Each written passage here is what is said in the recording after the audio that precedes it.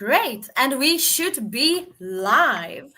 Hello, and welcome everyone to another live stream with none other than Prof Tim Noakes. We are so incredibly excited to have you here with us today. We are going to try and answer all of your questions that you might have. We're going to talk a little bit about the World Nutrition Summit. And we are just excited to be here and spend some time with you for the next hour. So, Prof, welcome. Is there anything you would like to share with our audience today before we dive into the questions? Yeah, just to say I've been working hard on my lecture for the conference, for the symposium, and I uncovered the usual stuff that's in the history. It's all there if you go and look closely enough. So I discovered this story of carbohydrate balance, which is not something that I was taught. And a guy called Jean-Pierre Flat made this comment in about 1970 or so, that the body can only burn so much carbohydrate, about 250 grams. 150 goes to the brain, and the other 100 grams is used in the rest of the body. And if you continually take more than 250 grams a day, the body has to work out ways to get rid of it, and the main one is to turning it into fat. And what we're really showing is that there's another component that no one's observed. And we worked this out in 1998, but we didn't apply it to weight control and so on. And that is, if you're continually filling up your muscle glycogen stores, then your insulin remains high and you burn only carbohydrates. You can't burn fat.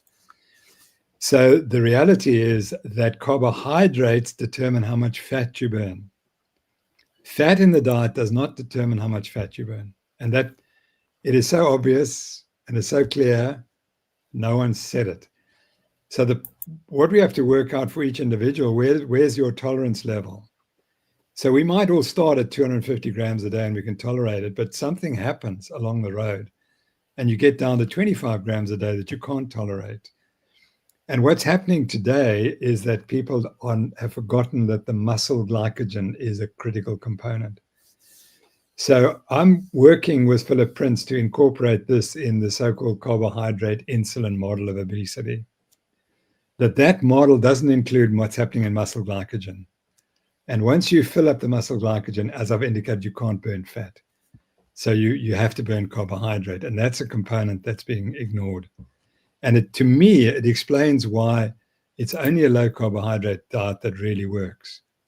The other diets don't work because if you're slightly insulin resistant, you put the carbohydrates in your muscles and that raises your insulin further. So to summarize in final point, we focused on these glucose spikes and the insulin spikes when you take carbohydrate, but that's not the problem. The problem is a continual elevation of insulin caused by not insulin resistance, caused by glucose in the muscles. And so that's the sort of, I'll be discussing that at great length. And what I don't yet understand is how, when you're out of balance and you're storing too much carbohydrate and fat, you eventually get to insulin resistance. Because what's happening, people saying, you've got insulin resistance, that's how it starts. No, it starts differently. And I don't know how it starts. And why people can be fine and then they slowly drift into this abnormality despite eating the same amount of carbohydrates. So that's how far my thinking is going. Well, Prof, that is incredibly interesting. And I mean, it brings us back to the whole idea around questioning the science. You have to continue to ask these questions. And it's when you think you've got it figured out, you probably don't. Then you have to start asking more questions and digging a little bit deeper. So thank you for doing that. And I am really, really looking forward to your talk. It's going to be absolutely incredible. And I would actually love to ask our audience, please remember to say hi. I already see we've got some action here going. I'll go through the comments just now. Say hi. Tell us where you're from. Let us know if you'll be joining for the conference, whether it will be in person or virtually. We would love to have you there. And then I'm going to let you in on a little secret. And this little secret are only for those watching this live. So I hope you are ready for it. But since we've got the incredible news, we are absolutely sold out for our in-person tickets. We are offering a very, very special discount to everyone listening to this live right now of 40% on all the virtual tickets. So to access this discount, use the code WNS Live, all capital letters, and we'll put it in the comment section. WNS Live. You can use this at the checkout and you will get 40% discount on your virtual ticket. We would love to make it as possible for as many of people to join the conference. And go have a look on our website. The program is up and you will see it is jam-packed with such a diverse range of topics. And it's basically, in my mind, I think today's Thursday, right? So it's 1, 2, 3 weeks to go, Prof. Can you believe it? 2 weeks. 2 weeks, 2 weeks to go. Oh Yeah. gosh, I thought I had another week of planning to do, so clearly not. 2 weeks to go. So we would love to have you join us. So Prof, I see there's already questions coming in, and I just want to just go and say hi. I see Nigel Brooks is joining all the way from Brazil. As usual, he says he's getting ready to start working in a few minutes. Richard Turnbull is saying hi, Prof Noakes and Kiana. Nigel Brooks is here. Debbie Vessels is sending us a heart. Brenton all the way from PE, not attending the conference. Oh, Brenton, maybe you can join us virtually. Box is saying hi. Harry Colkin from Welcome. Welcome, Harry. I know Harry well, Prof. He's in one of our Eat Better South Africa groups and very passionate and active around improving his and his family's health. Karen joining all the way from Durban. She will be at the summit in person. And looking forward to hearing more and listening to new science and challenging ideas. I love that, Karen. So, Prof. Can I just butt in and tell Richard? Thank you, Richard. I apologize. I haven't responded to you, but definitely we're on to meet next Friday. So I will respond on WhatsApp, but we're definitely down to meet and chat about your book and everything. Amazing. That sounds exciting. So there you have it, Richard. You and Prof will be meeting on next week, Friday.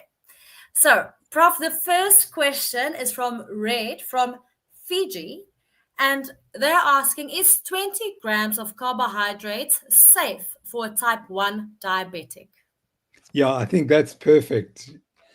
You know, that I don't think you can get much lower than 20 grams a day, and you're doing the right thing because you do need to take your insulin as a type 1 diabetic, but you will reduce your insulin intake dramatically by just being at 20 grams. I wouldn't try to get lower than that. I can't see that 20 grams is going to be harmful to you.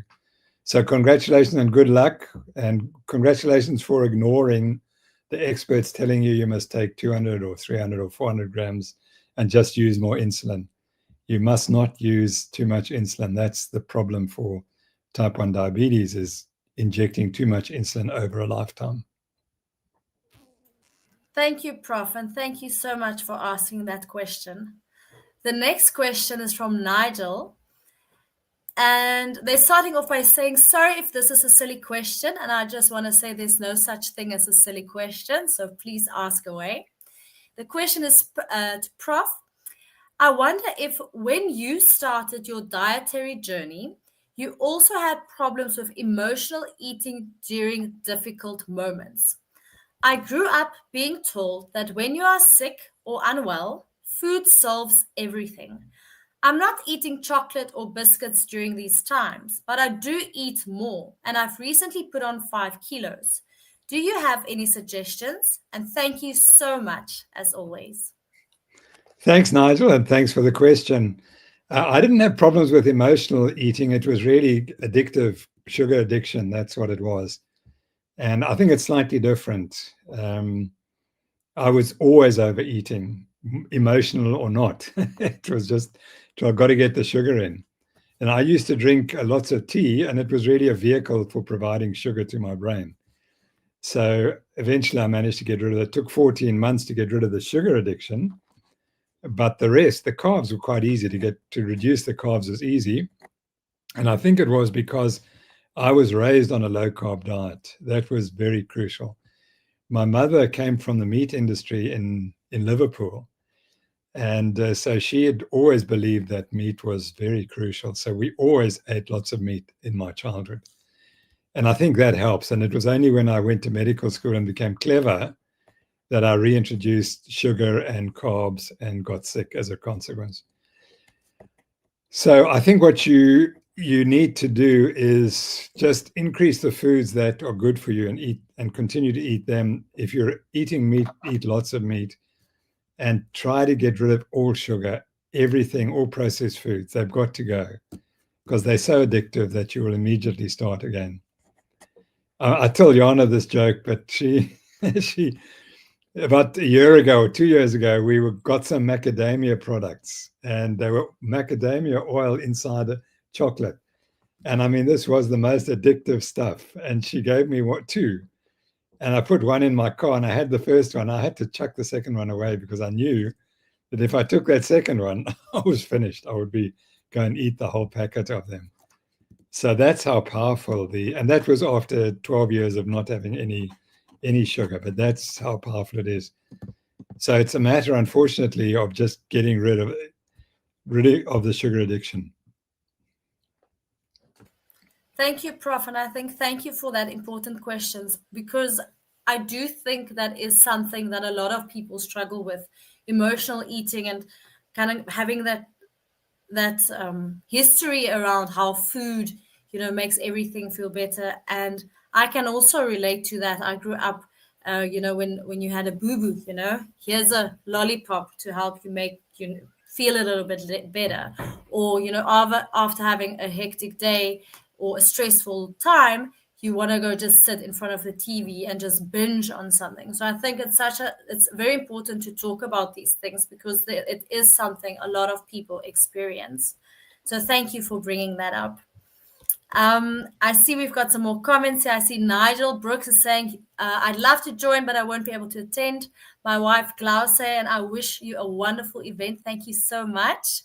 And now I also know Glauce Brooks is your wife because I've seen both of you guys on here fairly often. So welcome again and thanks for joining. Jimmy is saying, hi, Prof Noakes. Jim from Singapore. It has been a while since my last live session. So welcome back, Jimmy. Let us know if you have any questions for Professor Noakes. There's Glauce. Good morning, Prof and Jana. Harry is saying, my wife will be joining virtually. I will unfortunately be at work. Dagmia is saying, from the conference, not attending, might do virtual. So yes, everyone, I see we are up in numbers. So maybe I should just say it again.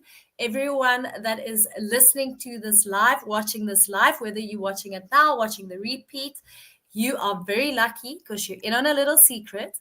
We are giving all of you 40% discount on all the virtual tickets. We are sold out for all our in-person seats, but if you use the code WNS Live, LIVE, you can get 40% off of any of the virtual tickets. So we would love to have you join us.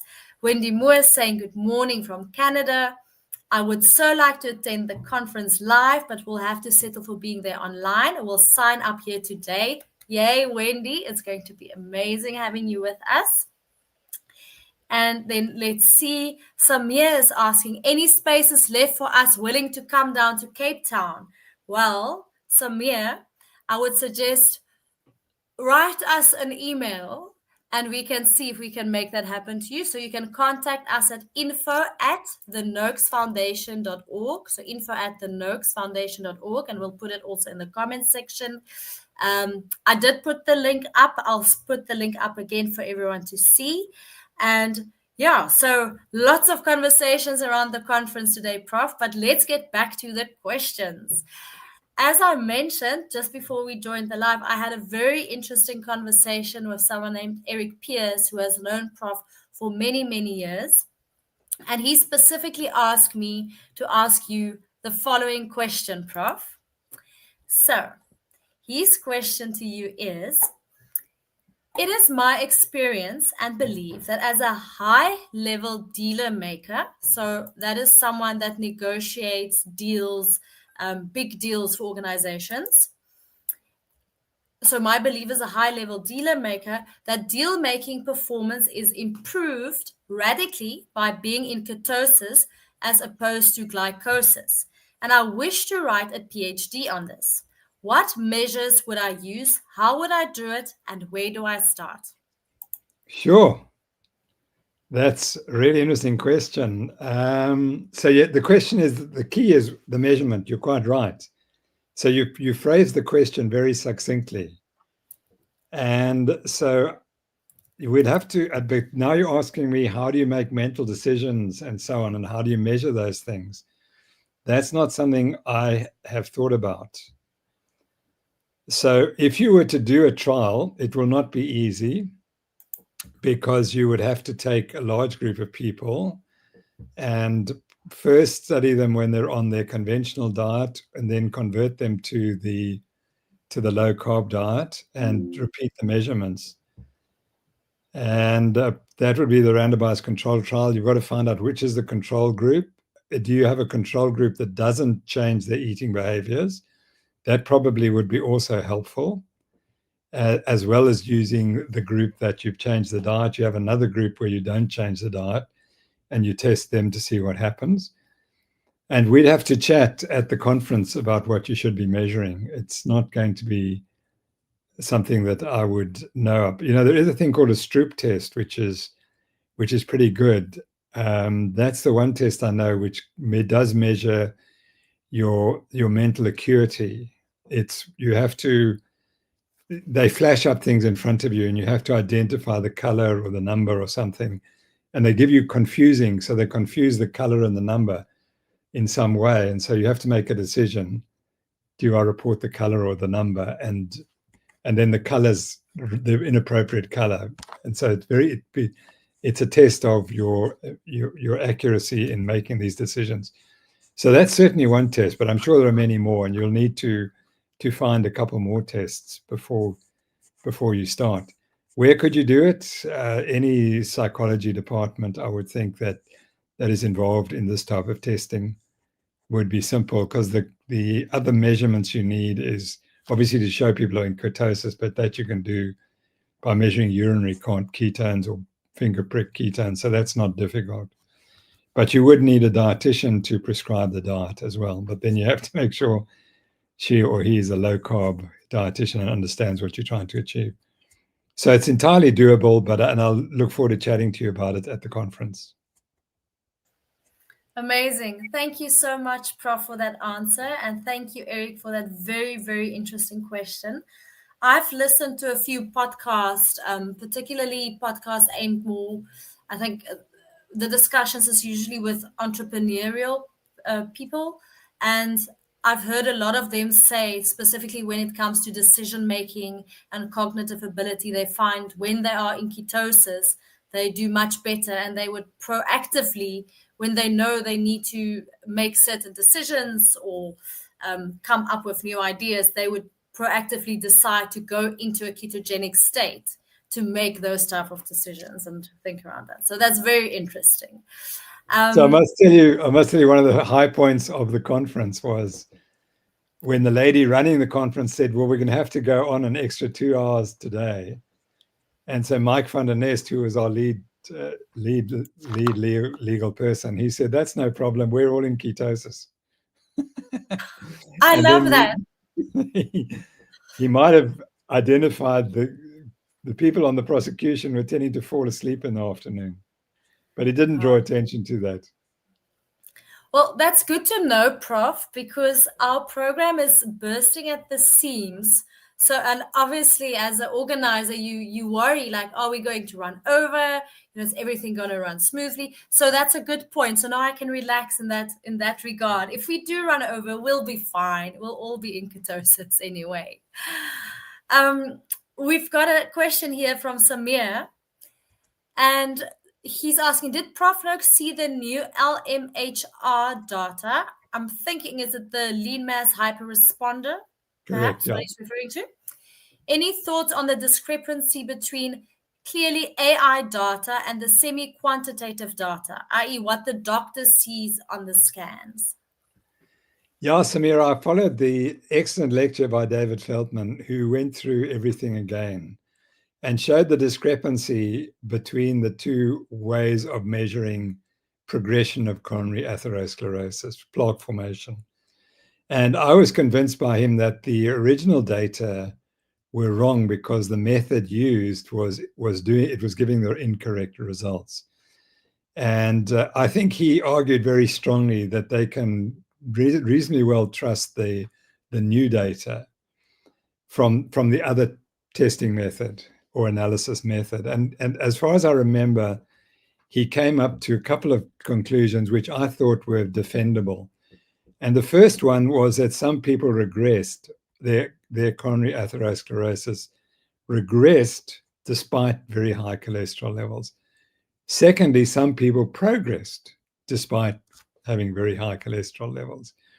But the LDL cholesterol or the ApoB didn't predict who was going to progress and who wasn't. And I think that's the reasonable conclusion from the study, which will be the final conclusion, that what's happening has got nothing to do with LDL cholesterol. It's got nothing to do with the very high cholesterols. There's something else going on that is driving progression of atherosclerosis. And the obvious one is diabetes. And he does very clearly show that they had quite a range of health. The original idea was that this group was free of diabetes and pre-diabetes. Well, all of us know that you can be on a low-carb diet and still have pre-diabetes. And so it's possible that there were some people there who were progressing because they had underlying diabetes or something else. I think there's so much that we don't know about progression of arterial disease that it's far too simplistic just to say it's cholesterol. It isn't cholesterol, it's something else. It could be inflammation. And I think there's also something in the red blood cells that they can harm the arteries, which then get plugged with LDL cholesterol or ApoB. So why this study is important is that hopefully if they keep doing it for long enough, they'll get a group who progress and they'll get a group who don't progress or who reverse. And then they can look at those two groups and compare them and see what's going on. And it won't be the cholesterol because they're all relatively high. It'll be something else. And I know it'll be diabetes. That'll be one of the factors. But there's other factors that they may well discover. It's an amazing, because you see, what strikes me is that the cholesterol theory has been around since 1987. The statins have been around from 1987, and there they've said that statins reverse coronary artery disease, but no one's gone and found out. No one's done the studies. They didn't do long-term studies of angiograms in people on statins and not on statins, because I know why, because they wouldn't have found a difference, and that would have destroyed the industry, so they didn't do them.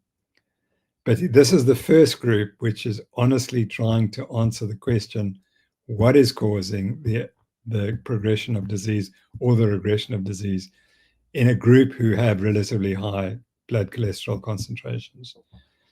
So it's a great study. It needs to be done in many centers around the world so that we can identify people who progress and identify people who don't progress, and where none of them are taking statins. That's also the key. They mustn't be medicated. That'll help in the analysis.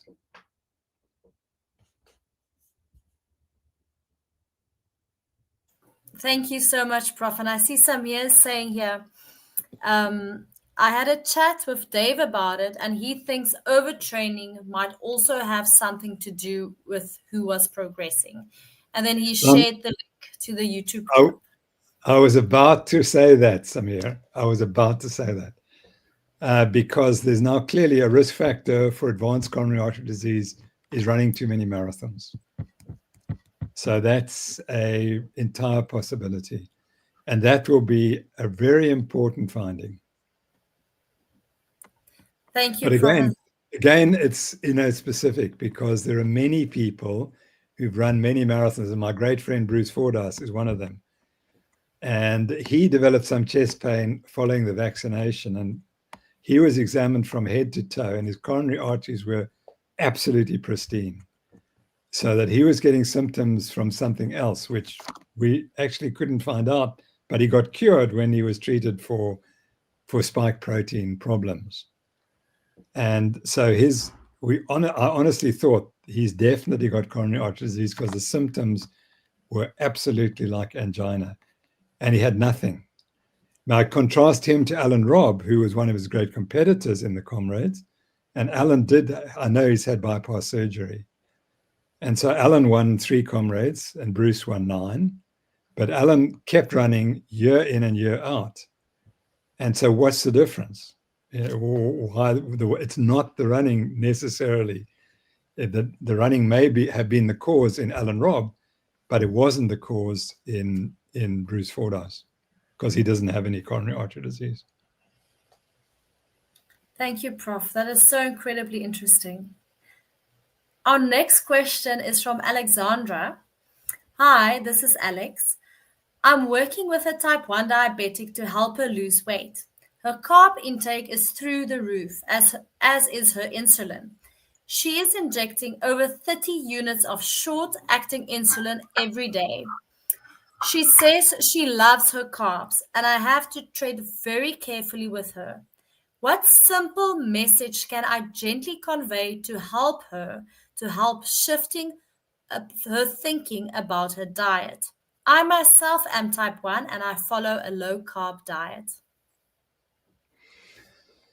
Sure, Alex, that's a big issue. I must just mention that if she doesn't get this under control, she will develop all the complications of type 1, type 2 diabetes. It's different, of course, from she's injecting with her insulin. But it's really interesting. In my matric class, the one guy who had type 1 diabetes was the first guy to get dementia in our group. And he got it at a relatively young age, in his 60s. And it was tragic to see, because he was a super guy, a wonderful, wonderful human. And he eventually became demented, and that's awful for him and for his family. And he eventually did go low carbs, but it was obviously a bit too late. So that's what's going to happen to her, Alex, if she doesn't do something about it. Her problem is she's got a sugar addiction, and that has to be addressed. And sugar addiction is probably worse than alcohol addiction. It's so powerful. At the Nutrition Network, and the Noakes Foundation, we do offer lots of courses on how you treat sugar addiction. And I think you need to look into that, because that's the only solution. We've also shown that the only people who reverse their type 2 diabetes or get it under control are those who control their addictions and their food cravings. And that's what you have to do. And I mean, that's how the diet worked for me. I was a classic sugar addict, and very quickly I managed to get over that. And it's never returned, because but you've got to eat 0 sugar for as long as you live. Bitten Johnson is the person we use most of all. So you might like to start following her on Twitter, and probably looking to some of her courses that she runs as well. And so she would be very, very helpful. And I can't tell you how good she is. She's just amazing, because she overcame her own addictions, and that gave her the insight into what was going on. But that your patient must be cured of her sugar addiction. Thank you, Prof. And thank you so much, Alex, for asking that question. The Nutrition Network has 2 trainings here specifically aimed at addiction. The one is called Addictive Eating, and the other one is called the Professional Training in Sugar and Carbohydrate Addiction. And that is just 2 of many, many other trainings based on therapeutic carbohydrate restriction that they offer. And we'll post the link in our comment section if anyone is interested in learning more about the work that they do and the trainings that they offer. Maybe you want to sadly send your doctor, your healthcare practitioner, a little email with the link to the site so they can have a look at what's going on there. Because the Nutrition Network is doing incredible work in training medical healthcare professionals and allied healthcare workers in this, the applications of therapeutic carbohydrate restriction. So thank you so much, Prof, for bringing up that very important topic around food addiction and sugar addiction. It's not something I think we talk enough of. Then our next question or comment, let me see here, is from Wendy. She's saying, I'm healing from an outer meniscus knee tear, a swimming whip kick mishap. Go figure. Thankfully, no surgery necessary. I'm a strict carnivore. Is there any research for showing that healing can be more efficient and optimal with eating only animal products, proteins and fat, and no carbs? My only non-animal product vice is morning coffee. Perhaps that should go for now regarding minimizing inflammation and maximizing healing. Absolutely, you're doing the right thing. And I can't quote directly the studies that show improved healing with this diet, but they are out there. And I can confirm that I have read some showing that. So yes, and the reason is that the high carb diet is highly inflammatory and it just makes everything worse. So you're doing the right thing. I might just add that we are working with certain teams involved in contact sports, and it's really interesting that things are changing, that when they go onto the high fat diet, they manage to reduce the number of soft tissue injuries that they suffer from, which is really surprising because this is a contact sport. And the coaches were absolutely astonished that this should happen. They've never seen it before. And that would go with the idea that if you're playing contact sport, you're getting inflamed every time you train or play matches. And this diet reduces the inflammation and increases this rate of healing. So I think you're doing absolutely the right thing. I'm just wishing, there's something going around in my head saying, oh, yes, but there's this famous case showing that it really works. But I can't quite locate it at the moment. But I know what it is. Yes, I've got it. It's recovery from surgery when they either give you too much water during the operation, or they treat you with sugar, lots of sugar, and particularly hospital diets. If you get away from the hospital diet, your recovery is quicker. So I think that's what I'm leading to, and I would suspect that's where one would find the evidence. Thank you, Prof, and thank you for that very interesting question. It's not on our official program yet, but we've just received confirmation prior to this live that we will also be having someone that particularly speaks to the foods that's being provided in hospitals and other situations like on flights and schools and so on. So at the summit, we will also have a talk that takes a deep dive into that aspect of things. So I think that is a very interesting and concerning topic. There's a few people I just quickly still want to say hi to. Graham Philly said good afternoon. Diane Harding saying good afternoon all the way from the UK. And then there was someone else here, Dr. Hanjaban Barun. I hope I'm pronouncing your name correctly. Great as always. Huge respect and love all the way from India. Then we've got a question from Jim Moody. Good afternoon. It's lovely hearing your voice again, Prof. My mom, Denise, used to love your chats. And then the question, is there a link between salt intake inversely with insulin resistance? And if so, are there specific salts? Thanks, Jim, for those kind words and a great question. The link that we know about salt intake and insulin resistance is through hypertension. So hypertension is a manifestation of insulin resistance. But if you treat it conventionally in conventional medicine, they'd say it's because your salt intake's too high. And that's nonsensical. There's no proof for that. There's a small group of people who are salt sensitive, and they do benefit by reducing salt intake. But for the majority of people, reducing your salt intake below about 5 grams a day is detrimental because it causes hormonal elevations, which are not beneficial in the long term. So most people get it right. They add exactly the amount of salt that they need to taste, so that you should eat salt to taste. Are there any specific salts? Not really. I'm not sure whether adding potassium is beneficial, and iodine, of course, is we get iodine in some of our salts. So iodine is critical.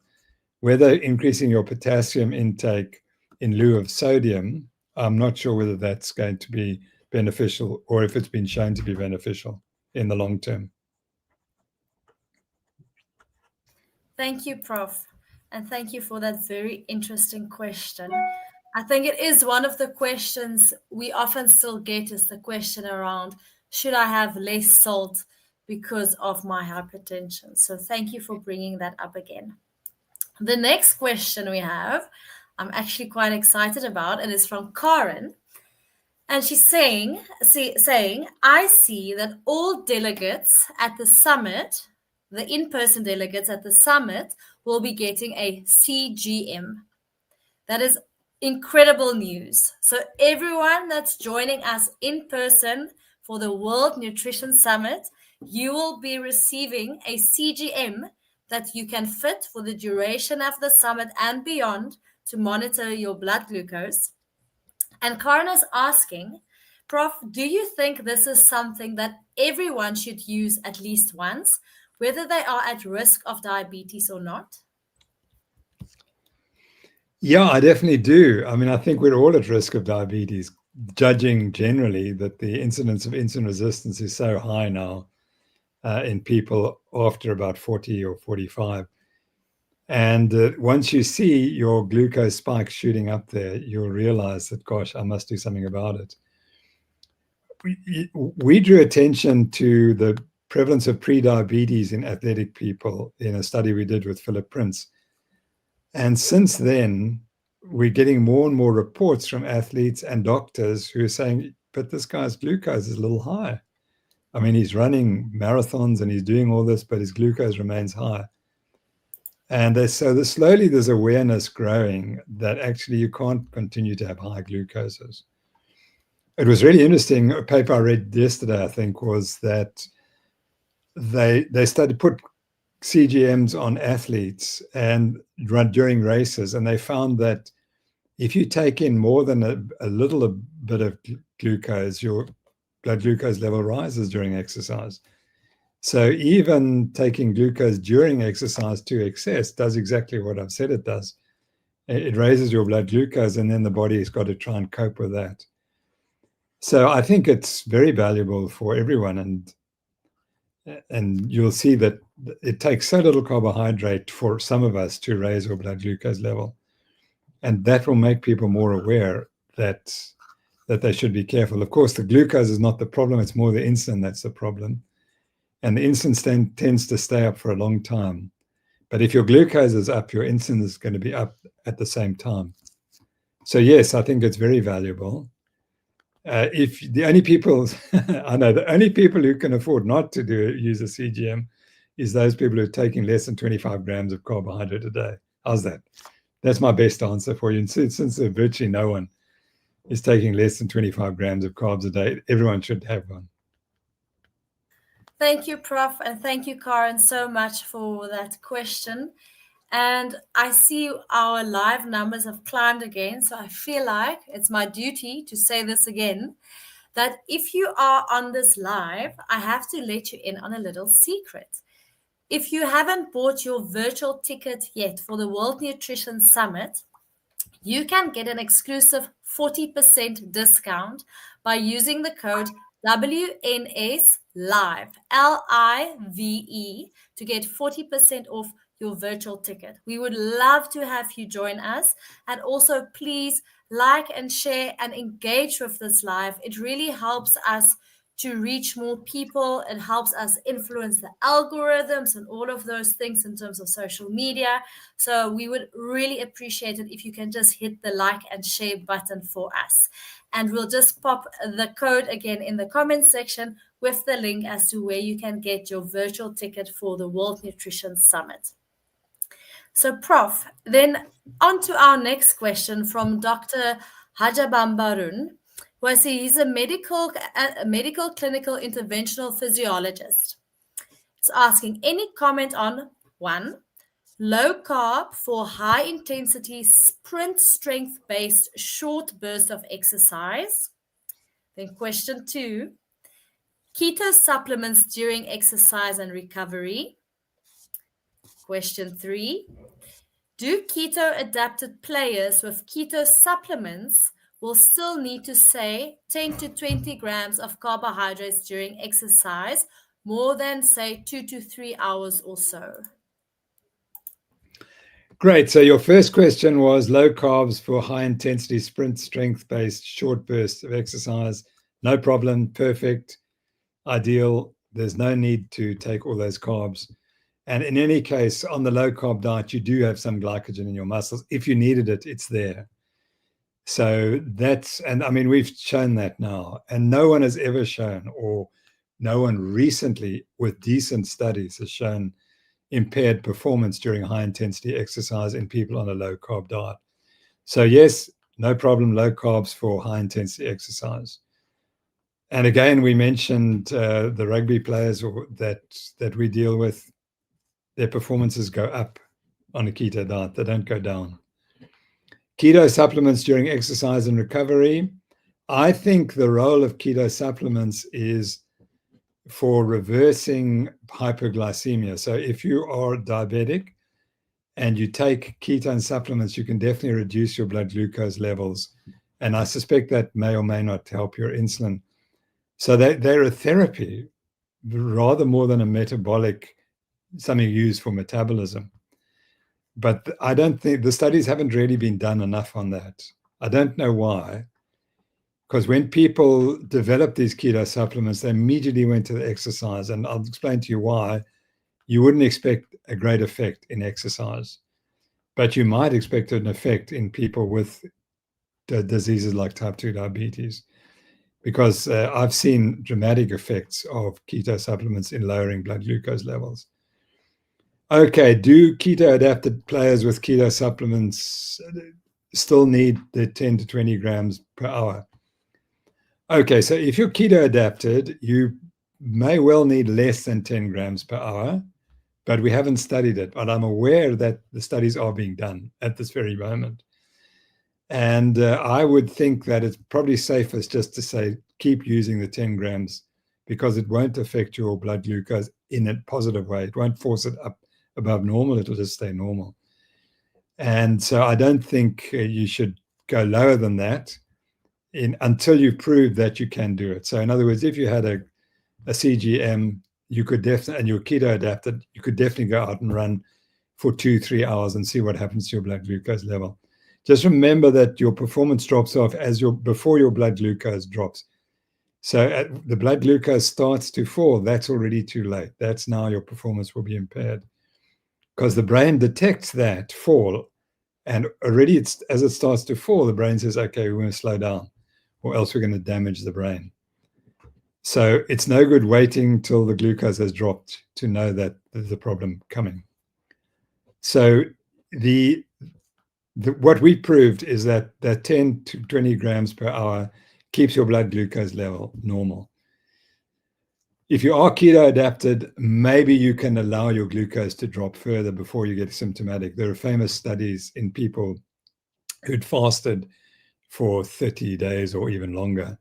And when they injected insulin in them, they dropped their blood glucose down to values of about 1 millimole per liter, which normally most of us would be dead at that level. And these people didn't even notice it. So you can become incredibly adapted to the diet, and your brain could work purely on ketones. But I don't think it's worth worrying about that. Just take a little bit of carbs until you prove that you don't need them.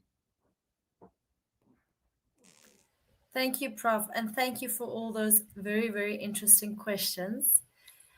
Wendy's got another question for us related to her injury and healing, specifically around coffee. So she's asking, Prof, if you think that coffee should be dropped for now at least to really optimize my knee healing. I've heard various opinions of the toxic inflammatory effect of coffee. And thanks so much for any thoughts and suggestions. So, Wendy, I'm talking out of ignorance. I don't know. I haven't seen those studies. I wouldn't be able to stop my coffee. That's my other addiction. So I wouldn't want to force you to do something that's so pleasurable. I can't see that it would have a major impact on your recovery.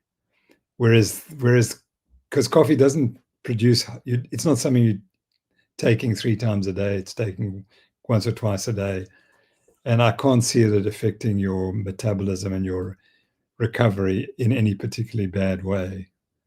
Whereas a high carb diet, as I've said, I think there is good evidence for that. Thank you, Prof. I see Dr. Barun is also asking, since exercise-induced hypoglycemia is said to be one of the major limiting factor for prolonged endurance exercise, should not high glycogen stored in the body prior to exercise, especially in the liver or so, means delayed hypoglycemia during exercise, and hence increased exercise tolerance and need of less during exercise glucose intake. And glycogen in the liver prior to exercise will generally come from carb diet.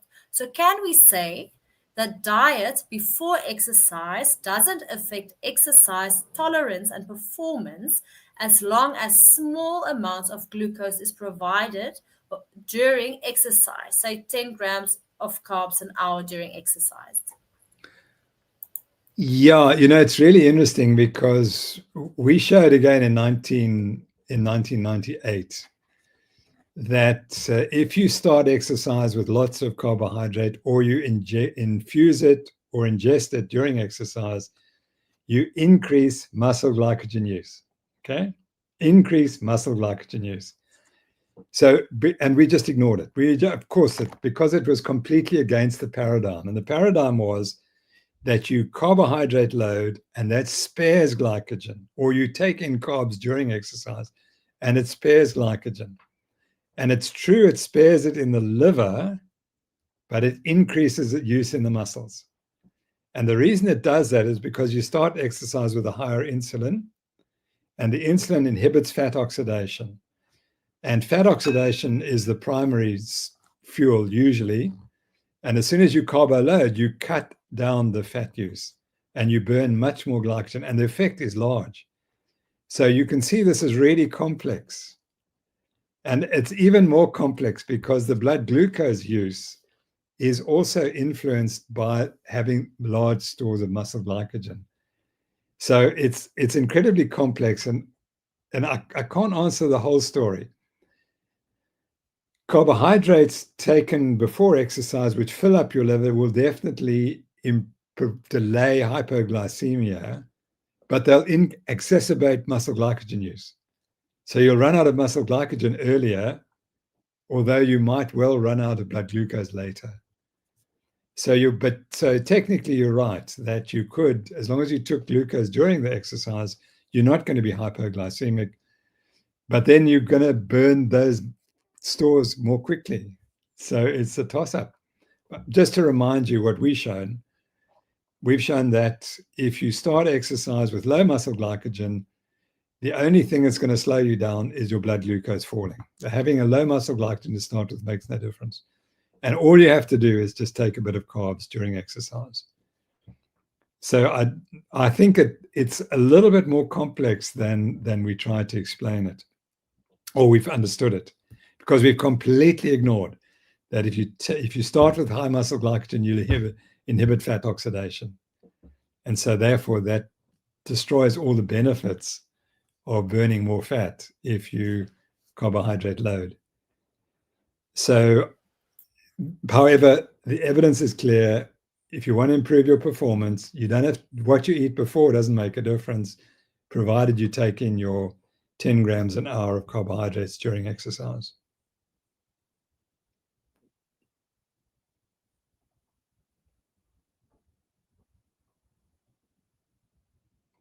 I think you're muted, Jana. I'm muted. talking to Yes. myself. Thanks, Prof. And thank you for that very interesting answer. And the next question I'm going to ask is from Gary. And I think this is such an important question. And he's saying, as a professional judo coach, I worry about young people in sports as they consume more carbohydrates than other children.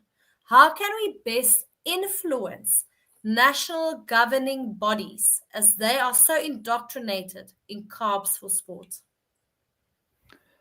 Yeah, Gary, I think we've just probably discussed this beforehand, but it's interesting. So I'm writing Law of Running, and the editor sent me an article yesterday about how much carbohydrate you needed to take before exercise and how much carbohydrate you needed to take during exercise. And I read it through, and it was clear that this was a consensus statement of people who have not the first idea of science and who have not the first interest in science. All they do is they take the textbook or they take the expert decisions and they just regurgitate them. And that's the problem. So the advice of nutrition to athletes is provided by people who only regurgitate what they read from somebody else. And of course, that other person is being influenced by industry if they're scientists. They're being influenced because their career depends on them finding that carbohydrates work and carbohydrates are beneficial. So, and I mean, it's so pathetic because all the writing is exactly the same, and they give, oh, before exercise, you must make sure you're not dehydrated. There's no evidence whatsoever that makes any difference. And then during exercise, you've got to take in 120 grams of carbs an hour, and there's no evidence that that's what necessary. And then we've disproved the fact that you need high carb diets before exercise. And it just gets repeated and repeated and repeated. So that's the problem. How do you break that down? Because there's so few of us who are actually preaching the opposite and who've got the evidence for it. So I promise you, you know, if you go to those national governing bodies, they're just going to ignore you and tell you, what do you know? I remember, Gary, one of the guys on the course that you did with us went to his school with ideas about, they asked me to give a lecture, which I did. I presented it online to the school about how they didn't need carbs. And the parents and the teachers refused. They showed it once and that's it. They were so disgusted that they wouldn't show it again. There was no discussion. This is wrong. This is what's right. This is contrary to what what we're being told by the experts, so it has to be wrong. There's no discussion. There's no debate. And you know, the tragedy is at that age, the children will be fine eating. Well, they'll look like they're fine when they're eating high carbs. But if you were to study them properly, you'll see that they're already getting the problems. So I think, Gary, you just have to keep fighting and arguing and presenting evidence and talking to the parents, because the parents should be the most concerned about their future health. But I'll bet if you go to the school tuck shop, you'll see that's where the problem starts as well. And maybe the food that's being provided for the children at school is also a problem. So you've got to address all of those factors at the same time. Thank you, Prof, and thank you, Gary, for asking that question. And I actually want to do like a open call for anyone that's maybe on this live today. If you would like to have us and the team from Eat Better South Africa to perhaps come to your school and to talk to the parents, to the teachers, maybe even the children about what healthy nutrition should look like, and to maybe do a sugar demonstration to actually show the amount of sugar in the foods that we eat, please write to us. Please invite us. We would really love to help and support you with this. Our email is info@thenoakesfoundation.org. And you can just write to us and we will get back to you and hopefully we can make it happen. Let's look at the next question, Prof. It's from Jimmy. And Jimmy is asking, can a high blood glucose be physiological? And when do these normally happen? And the answer is no. So the body is directed, the most important metabolic control in the entire body, and which everything else circulates around or congregates around, is regulating the blood glucose concentration. That is the first priority. And the goal is to keep the blood glucose level in a very tightly regulated range. And remember, there's only 5 grams of glucose in 5 liters of blood. So can you imagine how exquisite that control has to be? Just adding another 1 gram, making it 6 grams, you're diabetic. So you go from 5 grams and you've got normal blood glucose in 5 liters to 6 grams and you're diabetic. That's all. 1 extra gram in 5 liters of blood. So the body has got these exquisite controls. And where the breakdown starts is the liver starts releasing more glucose than the body's using elsewhere. And that's when your blood glucose starts to rise. And I'm not sure that we understand the first things that happen in causing that initial rise. The idea that it's because insulin is not driving the glucose out of the bloodstream is simplistic. There's something driving the overproduction of glucose by the liver. And the hormone glucagon is probably active, cortisol and other hormones may be involved, but it's a complex situation. So you said, when do these normally happen? The high blood glucose will always happen after a carbohydrate meal. And is that normal? Well, probably not. If you didn't eat a high carb meal, you wouldn't get hyperglycemia. So that's we've accepted it as normal because we didn't understand. So if you went back 100 years and you looked for hyperglycemia after meals, it would be much less because we were eating so much fewer carbohydrate then. So to answer your question, high blood glucose is in a sense, it's physiological if you eat a meal, but that doesn't mean it's good or normal. And just to remind you that when the glucose is too high, you get damage throughout the body. It irritates the arteries and sets up coronary arterial disease. And when it's too low, your brain gets in trouble because it can't function properly. So it has to be kept within that very tight range. And I've said to you, 1 gram too much and you're diabetic, 1 gram too little and you're dead because your blood glucose has dropped too low. Thank you, Prof, and thank you for that question. I know we're almost at our hour mark, but I think there's still a few questions, Prof. Do you feel like keep on going? Can we ask a few more? Yes, please. All right, let's go ahead. So I see here someone's commenting. I think it's referring to maybe Googling or searching Try Danger Coffee. And then Karen is saying, great news about the coffee. Phew. So she's glad about your comment around that. Dr. Barun is saying, amazing, thanks a lot. Huge fan. Learned a lot as always. Lots of love, respect from India and Indian Society of Sports and Exercise Medicine. Then we've got someone, Bud, greetings from Northern VA. Prof Noakes, can you comment please on the current thinking of ketogenic diets and cancer? So I think there's a revolution in cancer management, and it's being led by a couple of different people. But I think the one thing that really happened was the banning of ivermectin. And then people started using it, and it suddenly became a drug or a medication that the focus was on. And people started saying, but they've used ivermectin and fenbendazole and mebendazole, and they've cured cancers. And then all of a sudden, we're hearing that cancer is actually a parasitic disease, which is really interesting. And that it looks like if you use those three drugs in combination, some people will cure their cancers, and the evidence would then be that they must have had parasitic infections causing the cancers. So that's a really exciting development. As far as the ketogenic diets and cancer, there are clinical trials on board, and there are reasons why you think that the ketogenic diet should benefit, because certain cancers are glucose dependent. The problem is some cancers are not glucose dependent, they're dependent on other proteins like glutamine, I think it is, and that you can't reduce in your bloodstream. So that's a problem.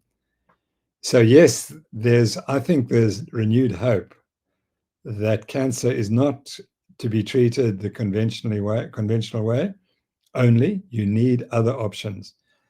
My great friend Paul Marek, who is a wonderful South African doctor who trained at Wits, the University of Witwatersrand, went to America, worked at the Cleveland Clinic, and became the second most cited person involved in acute medical care.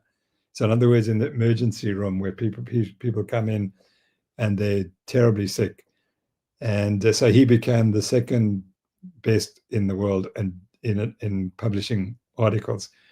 He was thrown out of the Cleveland Clinic, literally thrown out, for saying that we're treating COVID patients incorrectly and that there must be another way, for example, hydroxychloroquine and ivermectin. But if you go and see Paul Marek, you'll see that he has a 10-stage treatment of cancer. But what's really interesting, he's now in the past few months, he said, firstly, that the chemotherapy for cancer is a scam. I'm using his direct words. And secondly, that modern medicine is a scam. So if you think I'm radical, I'm benign compared to Paul Marek. But the reason I like him is because he read the book, The Real Meal Revolution, and he reversed his own type 2 diabetes. So that's why we have a great friendship. But he's as you can see, that he's prepared to change his ways. But he's one of the most honest doctors that there is in the world. And I think I would follow what he did. In other words, it's not just ivermectin and fenbendazole. There are about 7 other things you need to do. And I think we'll get a breakthrough with that sort of treatment. So if I personally had cancer, I'd be on that 10-phase protein and a program. I'd be the 10 interventions. I'd be doing them. And the number one is the keto diet. That is the first step. But it's not the only thing. And the treatment of the parasites is not the only thing. There are other things as well. And incidentally, there are doctors in Cape Town now doing it. And they saw it's amazing. They've cured patients who were stage 4 disease. They're not speaking about it because it's so unconventional and so threatening to everyone that they're keeping it to themselves. Thank you, Prof. And thank you so much for that question. And I think Prof, you've mentioned a few things. And I think what's, again, so important is for all of us to be willing to question and to seek out answers and seek out other alternatives. And we need more brave people like you and the doctor that you mentioned that's willing to speak about these things, that's willing to say, well, there are other options. We're not saying everything will work for everyone necessarily, but you have to have that option. And often that is not given to patients. It's not given as alternatives or other avenues to explore. So thank you so much for bringing that up. I think it's very, very important. Our next question is from Renelle, and she's got a question around metformin. I get intense body pain from metformin. Same happens with natural substitutes like berberine. I tried glucophage last year and again this year, on LCHF for 8 years, on NDT natural thyroid for hypo. Why does this happen? Glucose fasting around 5.8 to 6 consistently, and insulin about 15. Any ideas what else to try? Sure, Ranel, that's the first time I've heard that. But, everyone's individual. And that is the problem when we give advice. For some people, it's not going to work. And I've never heard that glucophage, it's considered one of the most safest drugs in the medical armamentarium, and certainly for treatment of diabetes. So obviously you can't take it. So what you need to do is just make sure that your diet is as tight and as clean as it's possible. I also take berberine, but you find that also has the same effect. That's remarkable. So unfortunately, I can't suggest what you should do. Hopefully, maybe there's someone listening, or that you could go on Twitter and ask that question of other people, or ask people who have used low-carb diets in treating patients, like Dr. Westman. He's one of the guys who's been around for the longest time. So Eric Westman, he wrote the book that led me to change my diet. So if Eric doesn't know, I mean, if there's a problem, he will know about it, and he would have the advice. And then you might try Jason Fung as well, because they're much more experienced in treating diabetes than I am, and they would be likely to have come across this problem before. So I would suggest you do that. Your insulin's a little high. You want to get it down to about 4 or 5. And that's so anything to keep medicating would help you. To get your glucose and insulin down would be helpful. But your fasting glucose is reasonable, but your insulin's still a bit high. Then the next question, how much exercise are you doing and what type of exercise are you doing? And you don't have to do intense exercise. Maybe just gentle walking can be beneficial. Thank you, Prof, and thank you for that question. Then we've got another question from Dr. Barun. Says, and lastly, one more, please. Sometimes high LDL cholesterol and sometimes triglycerides also seen during low-carb diet, especially among those with low BMI or lean individuals, like lean mass hyperresponders. Any comment on long-term effects on cardiovascular health, and also sometimes has adverse result on coronary artery calcium score, seen specifically hard one? Any long-term study done? Do such individuals need to worry, like the lean mass hyperresponders, or what precautions or investigations they should do or monitor? Thanks a lot. Yeah, Dr. Barron, thanks again for those most interesting questions. So I discount LDL cholesterol as being a risk factor for heart disease. I think it's the diabetes that is the number one risk factor. But there are others in individuals. But if you look at the global Indian population or the global North American population, it's diabetes is the number one cause. And that's, you know what's causing that. And the risk factors are HbA1c elevated. And the interesting thing is that most people who've got advanced coronary artery disease with diabetes, most of them have an HbA1c, which is not grossly elevated. And that's because the majority of people have HbA1cs a little bit elevated. So the majority of the disease will be in people in which the HbA1c is not all that grossly elevated. So that's the first point. I'd look to the other risk factors: fasting glucose, fasting insulin, HbA1c. And of course, triglycerides. You mentioned high triglycerides, but there are two forms of high triglyceride. The one is people eating a high carbohydrate diet, and the high triglycerides is a function of the de novo lipogenesis in the liver. So if your triglycerides are elevated and you're eating a high carbohydrate diet, you can be assured that you've got de novo lipogenesis, which is only compounding your insulin resistance. So the high triglycerides must be treated. But there's another group whose high triglycerides is caused because they don't have lipoprotein lipase distributed throughout the body to break down the VLDL cholesterol, the triglycerides in the VLDL. And that's why they have a perpetually elevated triglycerides. But they're at no increased risk because this is a different mechanism. They haven't got the fatty liver causing the increased production of VLDL triglycerides. They just can't break down the VLDL triglycerides, and so their triglycerides are elevated. And that's totally different. They're not at increased risk. So from my point of view, I just ignore the total cholesterol because it's a bystander. It takes your eye off the real issue, and the real issue is diabetes and something else. But the something else we don't know what it is. It's inflammation. And I always mention this, that people with sickle cell disease have the worst arterial disease of any condition.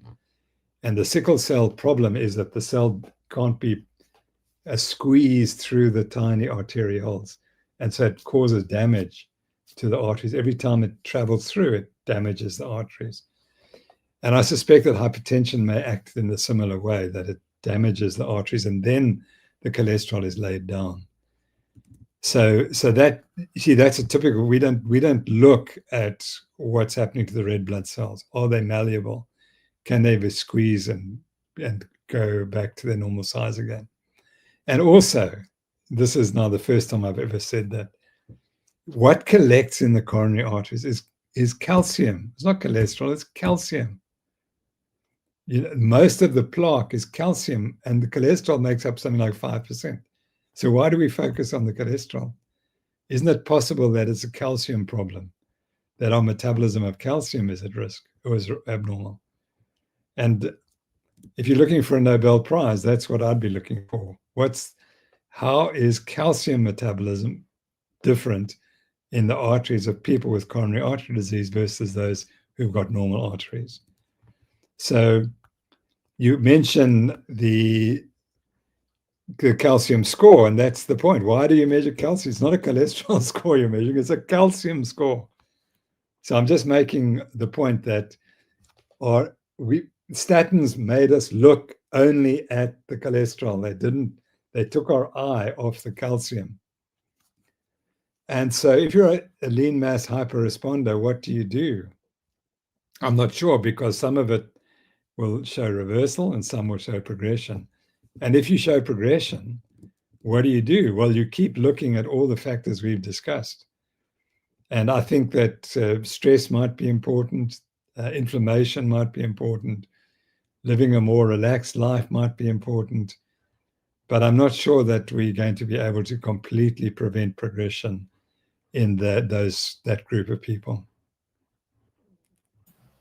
Thank you, Prof, and thank you for that question. I'm going to cap us at our last two questions. And the one is a question around calcium. And this was sent through to us prior to this live. And the question is from Doris. And she's asking, how can I get more calcium in my body? As I don't like sardines, but at 68, I am losing bone density. Okay. Activity is important. Vitamin D3 and vitamin K2 are critically important, and I hope you've been told that. So I would look to that. I'd look to more exercise and more vitamin D3 and K2. And I would specifically find out what is your vitamin D3 levels in the blood. And if they are low, you need to take high dose vitamin D, and the same with K2. But again, I'm not the expert on that, but it's something that's overlooked. And if your doctor is not talking about vitamin D3 and K2, you need to find someone who will help you with that. And exercise, but it has to be bouncing exercise as well. So the people who have the best bones as youngsters are gymnasts. That's because they load the bones acutely. Cycling is a disaster because there's no weight bearing on your bones. And running is a bit better, but you have to be a bit fast running. Jogging, probably not that healthy. Not that's helpful, I should say. Thank you, Prof, and thank you for that question. But now I have a question based on your comment there. What about lifting weights? Is that enough pressure on the bones? Like if you do squats or deadlifts, or do you physically need to do like something that pounds the bones? That's a great question. So, for example, when you run, I know the data for fast bowling. So people who are fast bowlers increase the loading something like 6 to 8 times through their spines, and that's one of the problems, and through the hip joint. That's one of the problems with that sport. And so that's probably 6 times, and you don't lift 6 times your body weight. So you're probably not getting the same benefit as you would if you were springing up and down. So probably you need to do a bit of springing up and down. Oh, or sprinting. Burpees. I think there's a thing called burpees that you might want to try. Yes, that thing. Oh, I love it. Let's start the World Nutrition Summit with a burpee challenge each morning, Prof. Let's do that. All right. And that question didn't count because there is one last one. From Diane asking, do you believe that the carnivore way of eating cures all? No, I don't think so. I think that would be a little bit gross to claim that. because there are carnivores are still going to die from some disease, believe it or not. We're not going to live forever. And so, no, I don't think it cures everything, but at least it prevents those diseases which are linked directly to dietary causes. Remember, there are many other causes of ill health: pollution, stress, other environmental factors, water contamination, which we don't really discuss and don't talk about. We don't research. And you can't expect the carnivore diet to do that, because otherwise we're all going to live forever, and that's not going to happen. So, no, I don't think so. Before we finish, there's a question from Richard Turnbull. Yes. Oh, okay. Do you want to read it, Prof? Yeah, so Richard, I think I can tell this joke. I said it before, but when I was running marathons, I went to Pietermaritzburg, which is the home of the Comrades Marathon, for the weekend with Richard. And the morning he provided a breakfast of bacon and eggs. And I said, I can't eat that. And so I think we had to throw it out, and I had to eat the cornflakes. And so he's always laughed at me since then. So he kept eating the bacon and eggs, and I didn't. And so that was the difference. I got diabetes, he didn't. And you can see what he's saying is that his total cholesterol climbed to 8.5, which is a very valuable, very healthy score.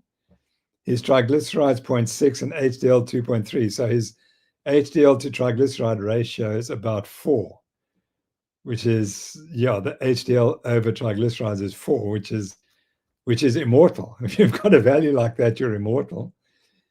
And his calcium score is 0. And so there you are. So he's got no coronary artery disease.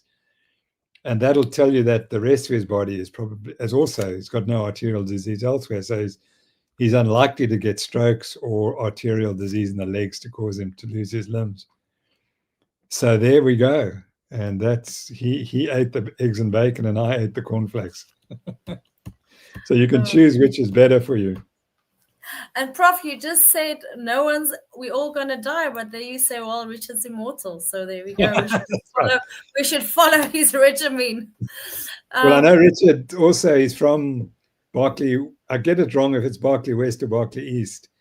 And they have the most centenarians in South Africa. And it's a small community, and it's always been eating directly from the farm. No produce coming from the industrial foods. Amazing. Thank you so much. I see there's a few questions just from Dr. Barun saying amazing. Thanks a lot and much appreciated. Gary told me, I want judo for bone health, but trampolines are great too. And then I just said, yes, I'll definitely go jump on the trampoline a bit more. And then there was also a lovely comment here earlier from Wendy. She's saying, thank you so much, Prof. and Diana, for today's live Q&A and for all your live monthly sessions. It's a highlight for me every month. Please do keep up all of the wonderful work and your dedication to optimizing health and wellness by sharing research and information about living a low-carb lifestyle. Thank you so much, Wendy, for that wonderful comment. But I must also say thank you to all of you that's watching. Thank you to all of you that is joining this movement, that's open to listening, opening to questioning, and coming here every month, asking your questions and learning with us. So a big, big thank you to you. If it weren't for you guys out there, it would not have helped what we were doing. So thank you for helping us spread the knowledge. And then Jenny is saying, I still vote for Prof to be in Hall of Fame for medicine and the Hall of Fame for ability to think. I second, I agree. And here, and here Andy is also saying, Andy Taylor said, thank you both. Just thank you for everyone that joined today. We had a great engagement. It was lovely, lovely, lovely. Getting all these questions, having all these wonderful comments. And then, Prof, thank you for your time. Thank you for staying longer and answering all the questions. And just one last time, for those of you that are listening, please make sure to grab your virtual ticket for the World Nutrition Summit, 40% off for all of you that's listening. Just use the code WNS Live, LIVE, and you will get 40% off your virtual ticket. We would love to have you join us. And then I just wish all of you a wonderful, wonderful day further, wherever you might find yourself. Thanks, Jana. Thanks, everyone. Lovely session. Enjoyed every minute of it. And it's just a pleasure to be with such educated, interesting people. Thank you so much. Thank you, everyone. Bye. Bye.